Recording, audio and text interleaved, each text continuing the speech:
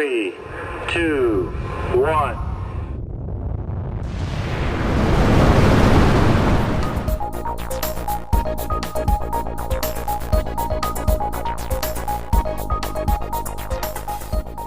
So we've been talking about controlling access to our test firing area. So another measure you might want to consider is using a dedicated key interlock system. So what we have here is a 3-key system where we have a safety key, we have a supervisor key,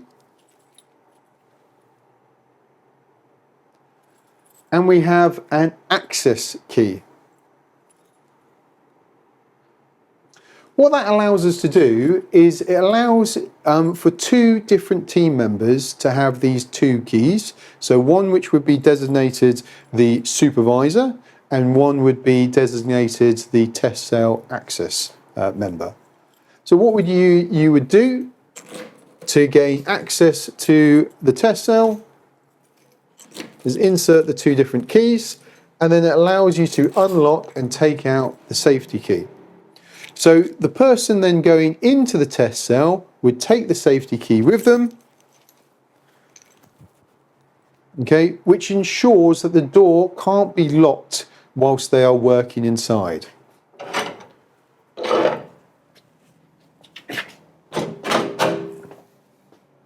What you'll also notice with this interface, with this interlock system, is that it is wired into our safety system. Yeah, so the position of the keys is known at any time. So now with this safety key firmly in my possession, okay, I can now enter the test cell knowing that nobody can lock the door behind me. So every test cell is different.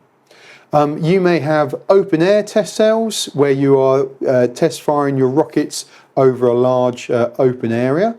So here at the lab that I manage, we have a closed test cell. So this is a modified ballistic containment chamber, and it can withstand a 120 gram TNT explosive environment whilst the rocket is firing at approximately 1 to 1.5 kilonewtons.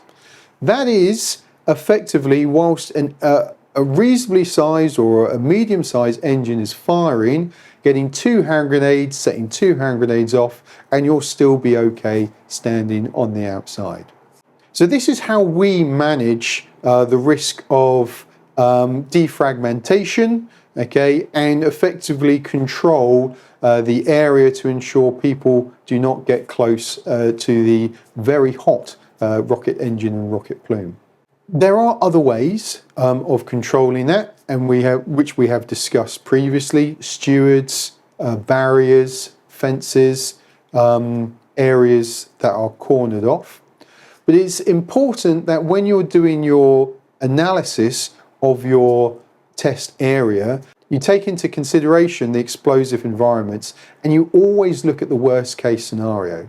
So do your calculations, your blast calculations, and make sure that if there is an event that occurs, that nobody will be standing or nobody will be operating in an area that will be affected by that potential hazardous situation. Good things that you could do is ensure that there is a safe distance between the firing event and the operators or people watching, or you could put walls in place, blast walls or brick walls, as long as they're well designed for that purpose, in way to give you that separation. It's very important to keep that fragmentation which may occur away from people observing. So with this particular chamber, okay, what we will also need to do to make sure that it is safe before firing is to ensure that we close the locks.